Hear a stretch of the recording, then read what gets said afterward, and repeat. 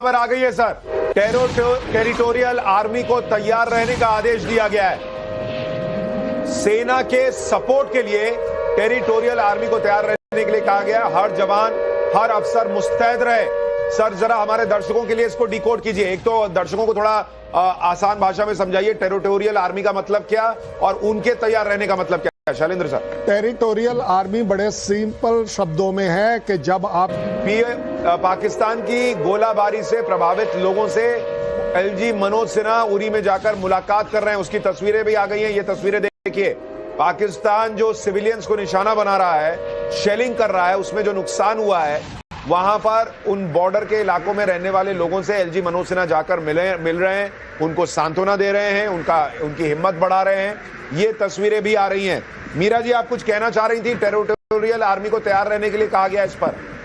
जी, मैं कब से इसीलिए हाथ उठा रही थी सुशांत जी कि ये न्यूज मुझे जब से मिला है, ऑलमोस्ट 5 मिनट हो गए कि टेरिटोरियल आर्मी के लिए नरेंद्र मोदी जी ने ये गो हेड दिया है कि जहां जैसी आवश्यकता है टेरिटोरियल आर्मी के जो हमारे आर्मी के जवान हैं, हमारे ऑफिसर्स हैं, उनको बुलाया जाए। ऐसे में आज आपके पैनल में जितने हम आर्मी ऑफिसर्स हैं, आई एम श्योर हम सबके मन में यही उत्साह है और जोश आज भी है कि जहां हमारी आवश्यकता है, आज हम न्यूज पे तो अपना कर्तव्य निभा ही रहे हैं, आवश्यकता पड़ने पे ग्राउंड पे भी जब भी चाहिए हम भी वहां पे अवेलेबल जरूर रहेंगे। ये एक बहुत इंपॉर्टेंट बात है क्योंकि जहां पे आप देखो एक तरीके से पाकिस्तानी पार्लियामेंट में क्या हो रहा है कि उनके खुद के जो मिनिस्टर्स है अपने प्राइम मिनिस्टर को गाली दे रहे हैं। वहां पे ये कह रहे हैं कि तुम बुज़दिल हो और अपने पाक के जो चीफ है उसको बोल रहे हैं कि वो हाइड आउट में है। उसी के अपोजिट में भारत के जो डिफेंस मंत्री है, दो चीजें दिखाई देती है। एक फोटो आता है कि हमारे जो डिफेंस मिनिस्टर राजनाथ सिंह जब सीडीएस और सभी चीफ के साथ बैठ के फोटो आ रहा है, सबके मुंह पे एक छोटा सा स्मित है, वो रिलैक्सेशन है, वो बॉडी लैंग्वेज है कि बिल्कुल बॉडी लैंग्वेज भी बहुत कुछ कहती है और जो खबरें आ रही हैं वो बहुत कुछ बता रही हैं। सिंह साहब, आपके हिसाब से टेरिटोरियल आर्मी को तैयार रहने के लिए कहना और उसके लिए गो अहेड दे देना, क्या ये अब सीधा सीधा संकेत है कि भारत रुकने वाला नहीं है, ये मामला निर्णायक मोड़ तक जाएगा? जी बिल्कुल ठीक आप कह रहे हैं, क्योंकि मैं जो शैलेंद्र साहब ने बात की है वो उसके ऊपर एक ऐड करना चाहता हूं कि जो वो सिविलियन लोग होते हैं वो ट्रेंड होते हैं, उनको थोड़ी पहले ट्रेनिंग दे रखी होती है, इसीलिए वो वापस आर्मी की मदद के लिए चले जाते हैं जहां अपने आप कोई भी हमला या कोई भी उसमें वो मतलब कि ट्रेंड होते हैं, समक्ष होते हैं। और दूसरी बात मैं ये कहना चाहता हूं कि जिस तरीके से आप सब शो कर रहे हैं, एक बहुत बड़ा डिफरेंस मुझे नजर आ रहा है कि पहले ये होता था कि सिर्फ आर्मी, नेवी, एयरफोर्स जो डिफेंस रिलेटेड पैरामिलिट्रीज होती थी, वो ही हमारी जो गवर्नमेंट होती थी, पहले वाली गवर्नमेंट जो होती थी, वो ये समझती थी कि इनका ही काम है देश की सुरक्षा के लिए। मगर अब मैं ये देख रहा हूं कि जिस तरीके से ये मीटिंगें हो रही हैं, जैसे अमित शाह, हमारे होम मिनिस्टर ने मीटिंग की है सब सेक्रेटरीज के साथ कि ये इंश्योर करें कि जो सिविलियन एरिया वहां पे खाने की कमी ना हो, जहाँ मेडिसिन की जरूरत हो मेडिसिन पहुंचे, जो भी उनको लॉजिस्टिक सपोर्ट चाहिए वो है। इससे ये ज़ाहिर होता है कि आज की तारीख के अंदर हर भारतीय अपनी ये रिस्पॉन्सिबिलिटी, जिम्मेवारी समझता है कि उसका भी जिम्मेवारी बनता है कि देश की रक्षा। बिल्कुल सर, और ये पूरे देश को साथ लेकर और साथ मिलकर लड़ने वाली स्थिति है, ये बहुत इंपॉर्टेंट है। कर्नल दिनेश नैन भी हमारे साथ जुड़ गए हैं। दिनेश सर, ये बताइए कि ये जो स्थिति बन रही है, भाई भारत तो पूरी तैयारी कर रहा है, लंबे युद्ध की तैयारी कर रहा है। उधर पाकिस्तान का सबसे बड़ा चैलेंज ये है कि आज आईएमएफ उसको भीख देगा या नहीं देगा, और वो किस मुंह से भीख मांगेगा और किस मुंह से उसको भीख मिलेगी। क्योंकि इधर भारत अगर लंबा युद्ध लड़ने वाला है तो आईएमएफ भी कहेगा कि तुमको जो पैसा देंगे वो तो युद्ध में बर्बाद कर दोगे, तो तुमको पैसा दें क्यों?